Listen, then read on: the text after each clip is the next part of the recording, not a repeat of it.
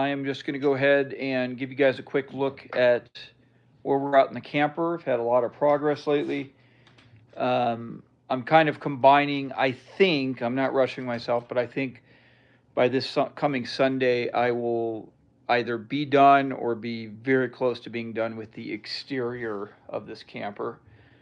Doesn't mean everything will be done, just the exterior. So last week's build video I'm going to combine into this week's and do it'll be a build video over 2 weeks, but I think it'll wrap up with the finishing of the camper. So, but I'm gonna go ahead and do a live today. I'll answer any questions you guys have. I'm gonna show you my current progress. So any of you who check out these lives are getting a little bit of an exclusive look.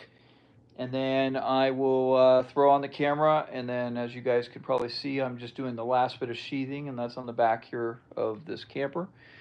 So let's take a look here. Actually, I'm going to flip the camera here. Let's see. There we go. That's easier for me to manipulate around. So as you guys can see, you got the most of the skin or sheathing or however you want to define it of the cedar back there. Patrick, it's good to see you, bud. How's my audio? Can someone give me an audio check? I guess last time my live, the audio was a little bad. Let's go take a look on this side. And we got this side done. All right, audio's good. Thanks, Pat. I appreciate it, buddy. And, man, the more and more I look at it, the more and more happy with how this PMF job did. I still need to add another coat, but overall, it's looking pretty good. I am thinking I was originally going to put a piece of trim between this and this over the top of this right here. Now, there definitely needs to be some caulking and some cleaning up, but I did this little sample section right here with the caulking. I actually think it looks so good that I might not put some trim on there, but just go through and do a real nice job with that caulking to clean it up. Because I like how that transition between the white and the wood, I think that looks pretty sharp. And got the window cut out. And then I will put the porthole up there. And on the inside, it's a little dark in here. Well, it's not too bad, actually. But I painted everything with that gray. That was some of that discount paint I got just because somebody returned it. Now all this will be covered up in some form or fashion. But yeah, it's coming along real good. All right. If you guys have any questions, pop them up. Otherwise, I'm going to throw this camera on the tripod and I'm going to get going. Mike, it's good to see you, buddy. Good afternoon, Dave. All right. All right, let's see what we got going on here. No, don't start seeing. Who are all these kids that come on these? All right, I've got an individual here posting some nasty comments. I would get rid of him, but I'm not quite sure how to do that in the program here. So just everybody ignore comments like that from these people. All right, let's get to doing some work here.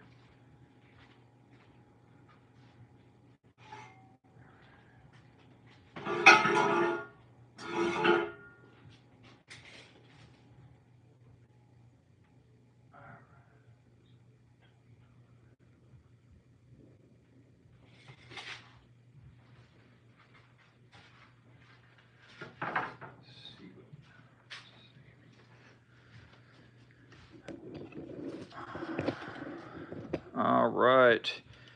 Samuel, hello from the UK. It's good to see you. Dave, wow, nice looking. Oh, the camera install worked out? Good.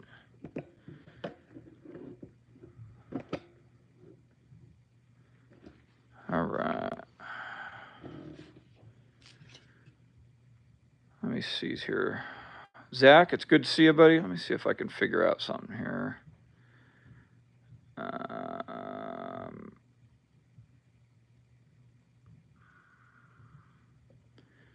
All right, so the person leaving these nasty comments, I think I got rid of him. Yeah, okay. So sorry about that, guys. All right.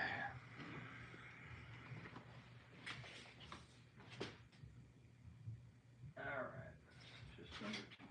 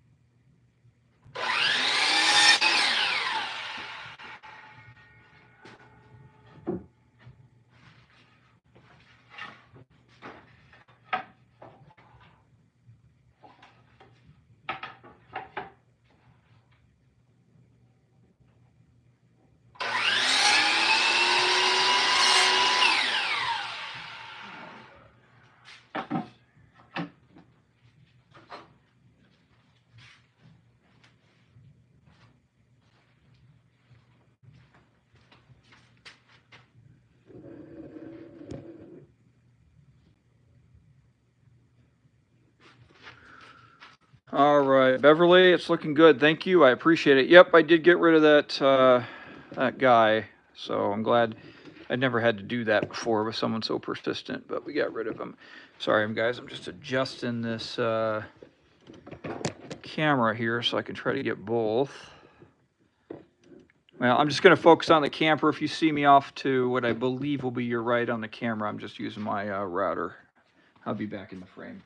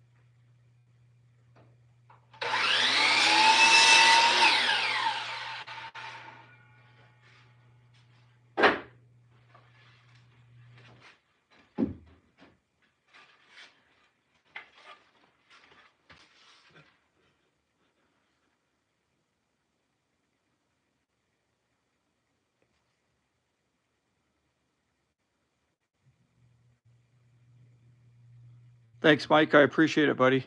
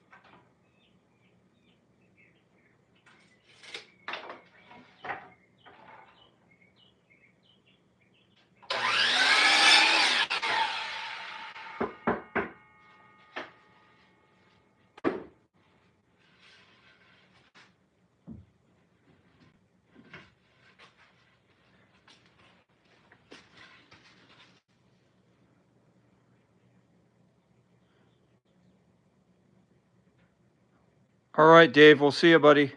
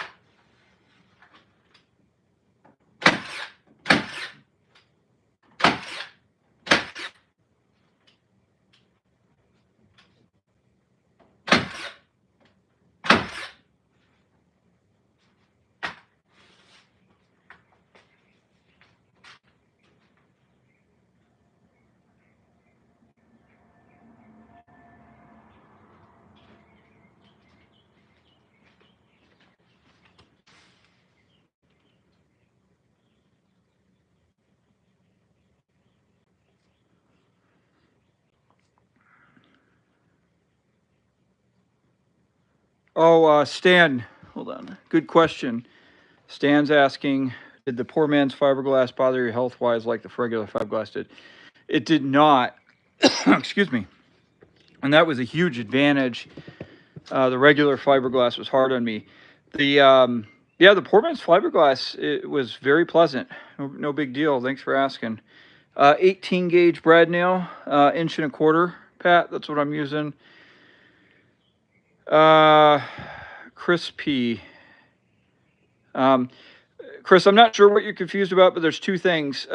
David Patrick, he and I had a conversation about a camera thing on another channel other than this. So if that's what you're confused about, that's what he's talking about. And if you're confused about a weird poster, there was a guy that was saying some nasty racial stuff on there that got rid of. So that's probably what somebody else had mentioned that.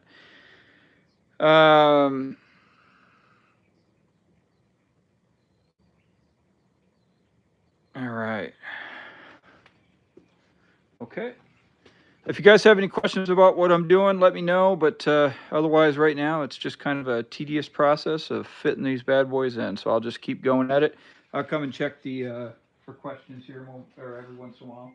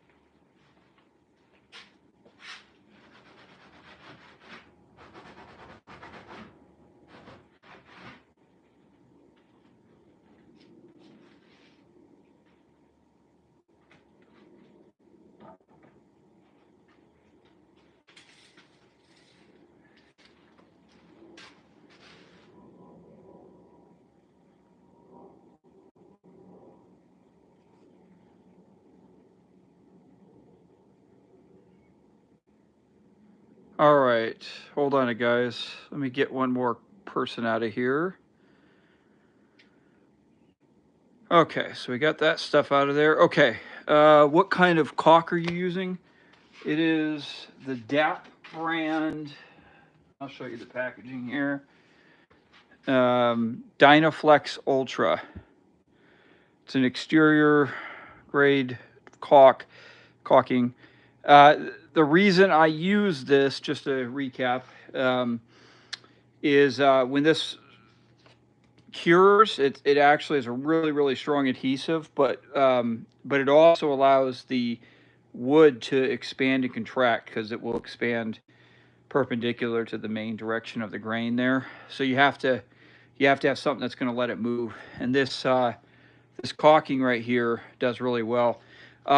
Something like liquid nails, I mean, of course, it would work as a good adhesive, but the problem is, hold on a second. Something like liquid nails would work as a good adhesive, but the problem is, it wouldn't allow the wood to expand and contract, so all of these boards would split. Thank you guys for all the comments, or all the, well, I appreciate the comments too, but all the likes. So, just for context here, as you guys can see down here, I'm not even creating a gap. I'm just sitting these boards on top of each other. And this wall right here, I did the same thing. And I hope it's showing up in the video.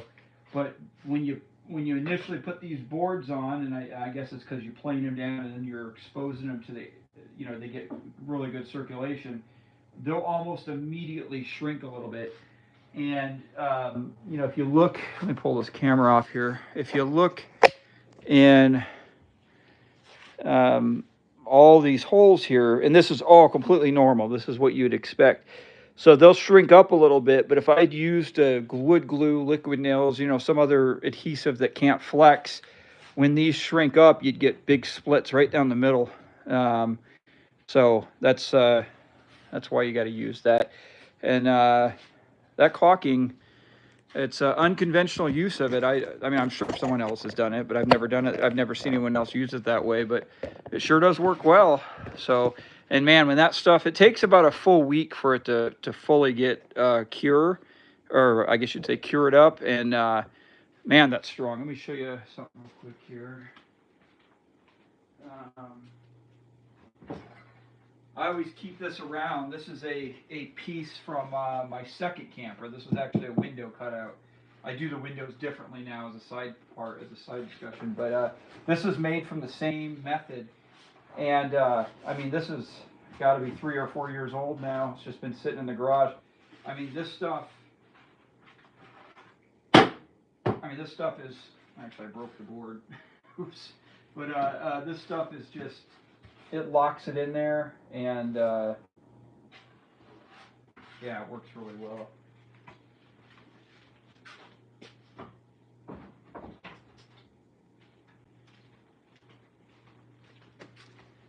All right.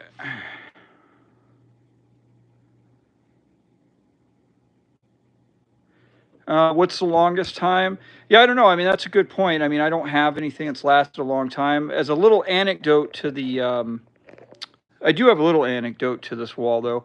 I made a chicken coop in the backyard, and I made it essentially the same way. I used the caulking, the lap joint, but I actually didn't even put any finish on it. I just left it exposed. So I am in the desert, so it's not getting hit with the rain, but that was about 5 years ago. And I mean, the outside has grayed a little bit and everything, of course, but yeah,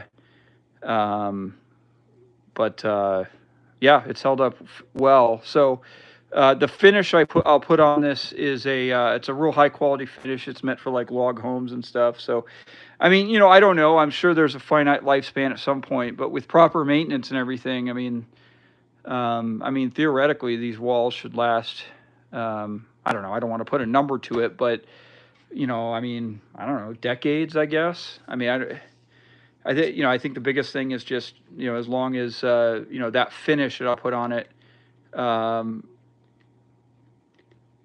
You know, it says that it, you know, might need a reapplication after, I think it's like after 5 to 7 years or something. So, you know, maybe as long as someone always kept up on that. But this is cedar, so it's going to last a real long time.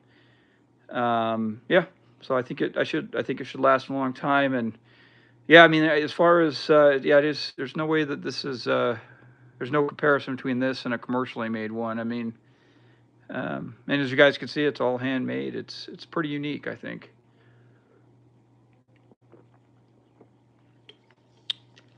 All right, let's get back to it.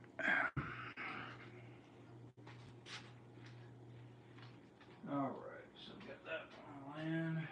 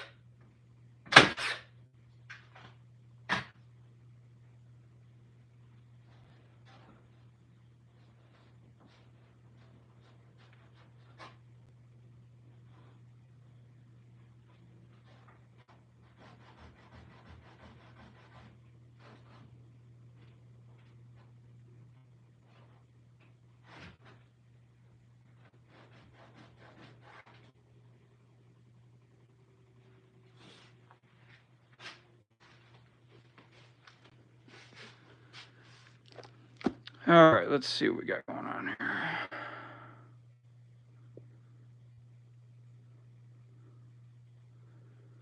All right, so George is telling us there's some boathouses on the St. Lawrence Seaway, Cedar Shake, outside, lasts over 100 years. I do worry a bit about the glue you're using becoming brittle after time has its way with it, but that could take years. Yeah, I've had that same thought. And that's just one of those things. I definitely think it would take probably decades, or at least 10 years, but it has occurred to me. I will say this: let's say the caulking completely, lost its effectiveness or dried up. This would still hold together. We're still using the mechanical fasteners. I mean, it wouldn't be ideal, of course, but the boards are not on there just with the adhesive. But gosh, I think I don't want to spend a bunch of time reading the package here, but I thought I saw it had a 25 or 30-year warranty.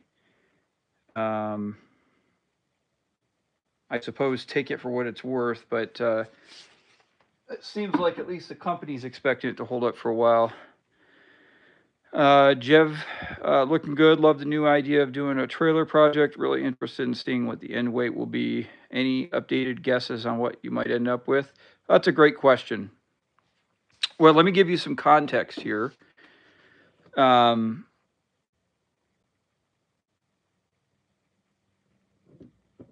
The two side walls, so that one and then this one on the back, other side back here. It took me 38 6-foot cedar boards. Excuse me, Roland. Excuse me. To sheathe that in. Now there was a lot of waste. If you look in that little gray container down there, that's probably only about a third of all the waste because obviously the way the boards line up. But I have weighed those boards before, and a 6-foot long cedar board planed down to 1/2 inch with the lap joints cut on both sides weighs somewhere between just under and just over a pound. Of course, there's going to be some variance in individual boards. So if you just, let's say you gave the 38 boards their full weight, that means that sheathing both of those walls, let's say 40 pounds. So I'm giving you a long answer, but I think this thing is going to be really, really light. And I mean, I don't want to hurt myself here, and let's not make myself look stupid, but last I checked, yeah, this thing, it's a good lifting position, but as you could see, this thing is still pretty darn light. I talked about it in length. The tub is going to be pretty heavy because I did make that out of 3/4 ply. I'm not going to get into it here, but I had some reasons why I did that. But between, I cut a bunch of weight on the trailer itself. So between the camper and the trailer, my broad goal is to have sub 1,000 pounds with a wet weight.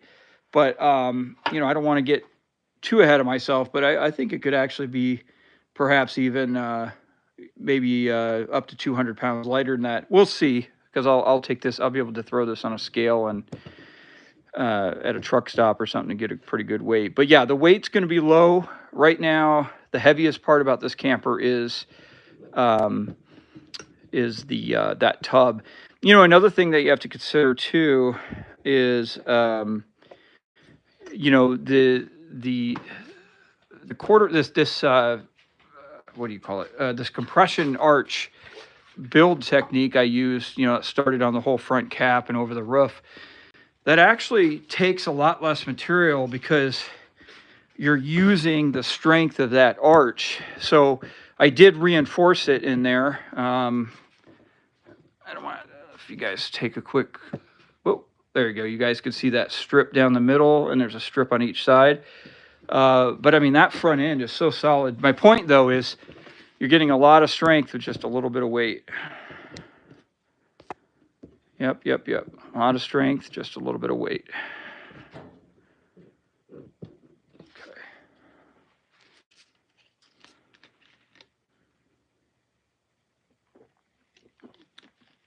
Let me throw one more board on that left-hand side, and then we'll pull the camera down, and I'm going to show the door frame for you guys. But give me a few minutes here. Let me knock this out.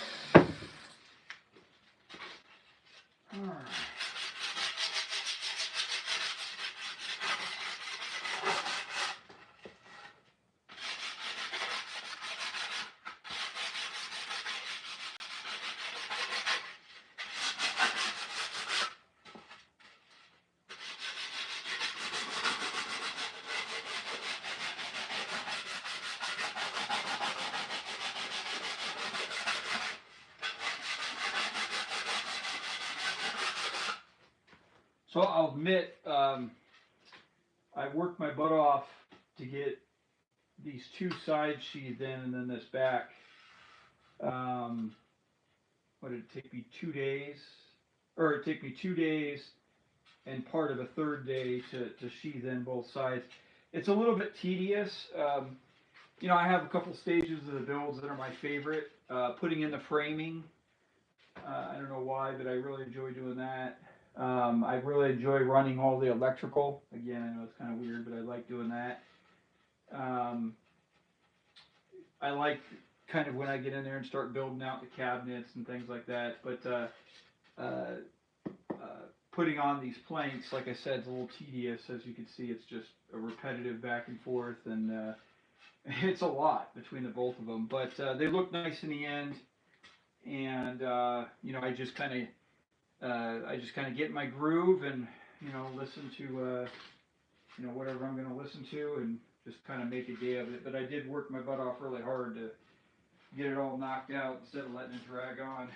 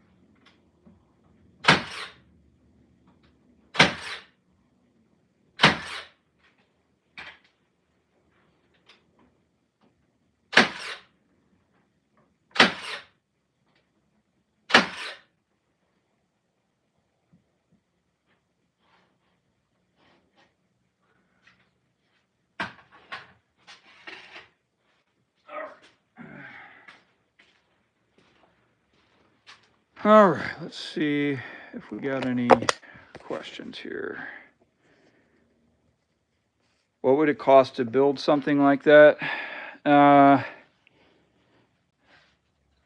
You know, they're pretty expensive, to be honest. I mean, it's certainly less expensive than buying something, but oh man, I didn't add it up. But I built a truck camper that, in all things considered, would be about equivalent to this, and it cost me about $6,000. Um, Now this one might be a little less because as you build a bunch of these, you kind of collect different components and bits and pieces. Sometimes it's the small little things that can kind of nickel and dime you to death. But yeah, I mean, I don't know. I didn't add it up, so don't hold me to this number. But building this camper is probably $5,000 plus, and that's not even really counting some of the electrical. So I don't know, maybe a little less. I don't know, something like that. They're pretty expensive. If you're handy and you have some stuff laying around that you can kind of reuse and repurpose, it can definitely help. So, just as an example, all this hardwood, was stuff that I didn't have to buy for this project. I already had it on hand. Man, I collect and save any little scrap of hardwood. It's a little hard to see everything, but all this stuff down there is all hardwood. The bottom of that blue thing is all walnut scraps. Obviously, not everything down here is hardwood, but I save a bunch of hardwood. So I have a little system in place to where, I try to save things like that because it helps save a little money. Anyways, let's see. What was the question here? Mr. Muskie, how's it going, buddy? It's good to see you again. Have you ever shot a nail into your finger? I have. Not while I was operating it, but I was helping a friend. I don't even remember what we were making, and I was holding something together for him, and he popped a nail through, and it went right through my thumb. So it hurts. It's not good. I will admit it actually didn't hurt as bad as I thought it would have, but yep, I've done that. So the door frame here. Oh, thank you, Life Repaired. I appreciate it. Here, let me ask you. Sorry, well, I got a few different people on here. What do you guys think of? I've made two broad types of campers. Kind of a painted camper that would be kind of like this white side, and then the cedar side. But man, this one's kind of a hybrid. I like that transition. I know it's a little hard to see in this camera mode, but and you got to keep in mind this is going to have that butternut finish. So this will be a real dark brown. But yeah, I'm real happy with how it's looking too. I'm gonna get you guys. This camera angle is not going to give it a lot of justice here, but man, I'm loving that shape right there. And it's going to be real unique. I think it's going to be a real unique size, right? Because it's big enough to where I think you'll find that it's going to be pretty darn comfortable in there. But it's not so big that it's a big hunking trailer. I think it's going to still look like a pretty small camper. But all right, question here, Brett. Do you like the cedar siding better or the paint that you have used in other projects? Good question. So I prefer the cedar sided.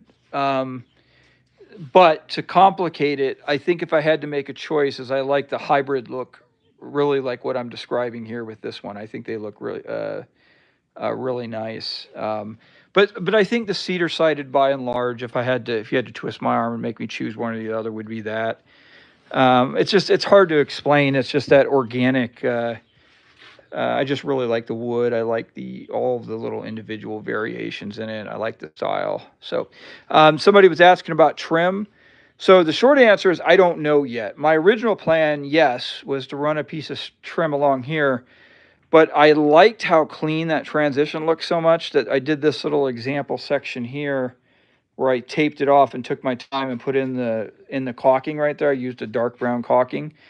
And I got to say, I actually like it. A lot of work to take your time and do it all the way across, but I think I'm leaning toward I might actually just put this caulking, a real nice high quality caulking trim all the way around the edges there, and just leave that really clean and minimalistic transition. But if for some reason I don't think that's going to work out, or I don't like how it looks, then yes, I'll throw some trim up there. All right, life prepared. I can't wait to get mine started. I planned on very similar. Yeah, it taught me so much. Okay, I'm glad I could help you. I'm glad I could help you. I like this project. This is my first trailer, but it's turning out pretty nice. Pretty nice. I think so, at least. I just always, I was going to talk about the door frame. I just always suggest just take your time. Sometimes I get a little hurried just because I get all excited about it, and I got to slow myself down a little bit. Okay. So the door frame, and we'll end the live here in a moment with this door frame here. But if you guys are interested, just keep in mind this coming Sunday I'll post a really big build video that will recap a lot of this stuff. So if you're seeing this now and you don't know what I'm talking about, there'll be some more discussion. So I used hardwood, okay, and that's for two reasons. Cedar's a great wood, but it doesn't hold screws very well. And on the hinges on the doors, you want some material that's going to hold those hinges or the screws into the hinges really solid. And then number two, so I'm going to have the hinge side over on the left-hand side, and then where the lock bolt goes through, having a hardwood frame also obviously adds a lot of security over just like a pine or something that you would see. Now, this is 1 3/4 inch, which is how thick the door will be. That's a pretty standard width.